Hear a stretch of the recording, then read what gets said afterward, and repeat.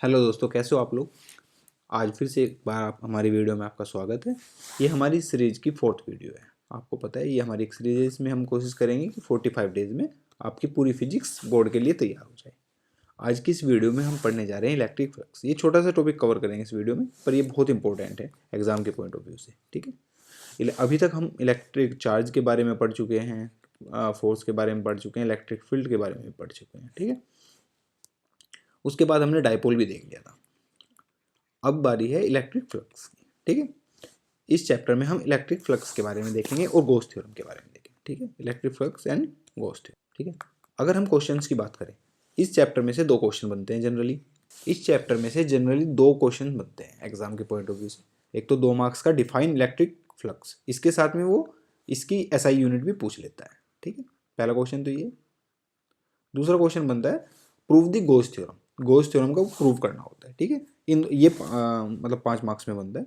तो इन दोनों क्वेश्चनों की आंसर आज हम इस वीडियो में देखेंगे। तो चलिए शुरू करते हैं इलेक्ट्रिक फ्लक्स। इलेक्ट्रिक फ्लक्स पहले तो समझ लेते हैं इलेक्ट्रिक फ्लक्स होता क्या है। देखो, अगर बिल्कुल नॉर्मल लैंग्वेज में बताया जाए तो इलेक्ट्रिक फ्लक्स का मतलब होता है कि एक हमारे पास एक एरिया है, सपोज करिए एक सेट है, इसका एरिया एस है। ठीक है, इस सेट में को कितनी इलेक्ट्रिक लाइन या फिर कहें इलेक्ट्रिक लाइन ऑफ फोर्सेस पास हुई, उनकी जो काउंटिंग है, number of electric line of forces, उसी को हम फ्लक्स बोलते हैं। ठीक है, तो पहला पॉइंट तो ये हुआ कि जो फ्लक्स की डेफिनेशन, अगर डेफिनेशन की बात करें तो इलेक्ट्रिक फ्लक्स की डेफिनेशन होती है electric flux is defined as the number of electric line of forces, यानी कि इलेक्ट्रिक लाइन ऑफ फोर्सेस के number passes normally. Normally passes का मतलब होता है किसी चीज़ के परपेंडिकुलर पास होना। अगर ये एरिया है तो इससे परपेंडिकुलर पास होना। ठीक है, ये एरिया है तो परपेंडिकुलर पास होना।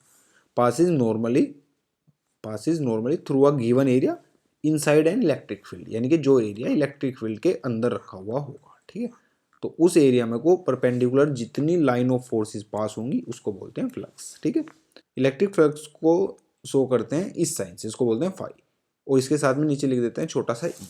तो ये डिफाइन हो जाता है कि ये इलेक्ट्रिक फ्लक्स को डिनोट कर रहा है। ठीक है, दूसरा पॉइंट क्या था कि इसकी यूनिट।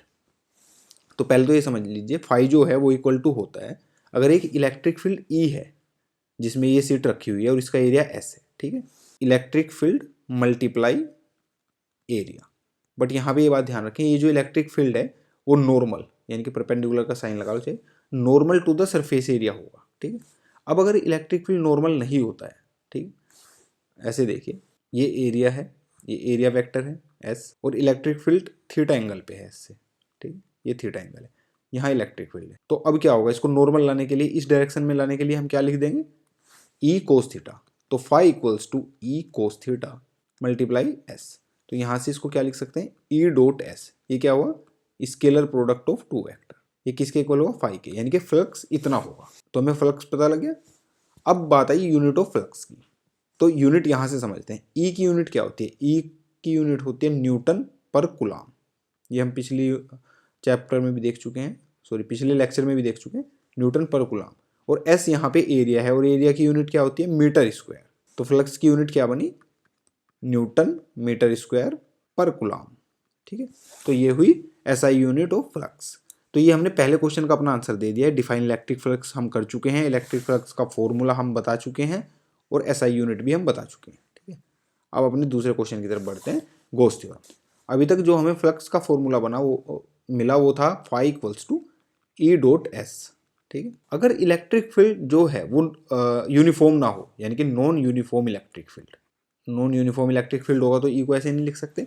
तो तब क्या करेंगे, हम छोटे छोटे एरिया ले लेंगे, यानी कि इन सबको ऐसे करेंगे, E1 dot del S1 plus E2 dot del S2। ठीक है, ऐसे छोटे छोटे एरिया ले लेंगे, और छोटे छोटे उस एरिया में जितने भी इलेक्ट्रिक फील्ड होंगे वो अलग अलग ले लेंगे, उन सबको ऐड कर देंगे। ठीक है, तो अब इसको क्या कर सकते हैं, इसका समेसन भी लिख सकते हैं, summation E dot del S, यहाँ पे एन लिख दीजिए। और इसको इंटीग्रल फॉर्म में भी दिखा सकते हैं, कैसे, integration E dot D S. बस अब बात याद ये रखें, यहाँ पे, यहाँ इंटीग्रेशन में ये एक साइन आएगा, यहाँ पे इंटीग्रेशन में ये एक ऐसा साइन बना हुआ, इसका मतलब होता है क्लोज इंटीग्रल, यानी कि यानी कि वो जो सरफेस है वो इनक्लोज सरफेस है, उसका पूरी का इंटीग्रल। ठीक है, तो ये कि इसका इंटीग्रल फॉर्मूला है किसका, फ्लक्स। तो यहाँ तक आ चुके हैं हमें इलेक्ट्रिक फ्लक्स का एक इंटीग्रल फॉर्मूला मिल चुका है। अब हम गॉस थ्योरम की तरफ बढ़ते हैं। तो सबसे पहले हम गॉस थ्योरम का स्टेटमेंट देख लेते हैं, ये क्या बोलते हैं। गॉस थ्योरम का स्टेटमेंट बोलते हैं कि it state that flux through a close surface is 1/एप्सिलॉन टाइम द चार्ज, बात को नोट करेंगे, charge enclosed by the close surface. यानी कि अगर एक क्लोज सरफेस है और उसके अंदर चार्ज है Q, ठीक है, तो जो ये क्लोज सरफेस है इसके थ्रू जो फ्लक्स होगा, जो बाहर को फ्लक्स जा रहा होगा, वो हमेशा किसके इक्वल होगा, 1/एप्सिलॉन time of that enclose charge, ठीक है, यानी कि फ्लक्स इसके इक्वल होगा। तो यहाँ से हमें फ्लक्स की एक और डेफिनेशन मिली, वो क्या है, यानी कि सॉरी एक और फॉर्मूला मिला, वो क्या है, phi E equals to Q upon epsilon, ठीक है।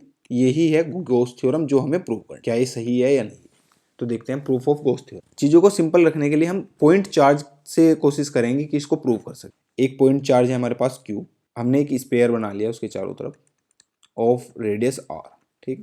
अब हमें पता है कि इस पूरे स्पेयर पे at a distance R electric field जो है वो सेम ही रहेगा, ठीक। तो और इसका जो ये एरिया है, electric field due to Q क्या होगा, आउटसाइड, और एरिया भी क्या है, आउटसाइड ही है। तो दोनों में एंगल कितना है, 0 है। S और E दोनों में एंगल 0, तो DS भी लिख सकते हैं, छोटा एरिया। तो अगर हम फ्लक्स का फॉर्मूला याद करें, क्या आया था, phi equals to integration over the close surface E dot DS, ठीक है। अब बात आती है E, इलेक्ट्रिक फील्ड यहाँ यूनिफॉर्म है या नहीं, यूनिफॉर्म है, हर पॉइंट पे सेम इलेक्ट्रिक फील्ड है due to point charge at distance R। क्या इलेक्ट्रिक फील्ड होता है, यहाँ पे लिख लेते हैं, इलेक्ट्रिक फील्ड हमने ड्राइव किया था पिछले लेक्चर में, ये होता है 1/4πε0 Q अपॉन R स्क्वायर, ठीक है। और इन दोनों के बीच में एंगल जो है वो 0 है, तो इसको क्या लिख देंगे यहाँ पे, EDS cos theta. Cos theta क्या है, 0 है, थीटा 0 है, तो कोस 0 क्या होता है, 1 होता है। तो फाई E आ जाएगा, E ये छोटा सा लिखा हुआ है, फाई E आ जाएगा, E को तो बाहर ले लेंगे, E कांस्टेंट है, अंदर बचेगा DS खाली, और कोस 0 हो गया है 1। Phi E equal to E की वैल्यू ये रख दो यहाँ से 1/4πε0 Q/R स्क्वायर, और DS, अगर DS इस छोटे से सरफेस एरिया का इंटीग्रेशन किया जाए तो हमें क्या मिलेगा, पूरा बड़ा सरफेस एरिया, पूरी सरफेस का, और ये क्लोज्ड इंटीग्रल है, ठीक है, यानी कि पूरी सरफेस का। तो पूरी सरफेस का सरफेस एरिया क्या होगा, ये सरफेस कौन सी है, ये स्पेयर है, और स्पेयर का सरफेस एरिया क्या होता है, 4πR स्क्वायर, ठीक है। अब इसको सिंपलीफाई करेंगे, 4π से 4π कैंसिल आउट हो जाएगा, R स्क्वायर से R स्क्वायर, तो यहाँ से हमें क्या मिलेगा, phi E equals to 1/ε0 into Q, और यही क्या था, गॉस थ्योरम। तो दिस प्रूव गॉस थ्योरम। तो ये एक डायरेक्ट क्वेश्चन भी आता है कि प्रूव गॉस थ्योरम, तो ये छोटा सा इसका डेरिवेशन है, इसको याद रखिएगा।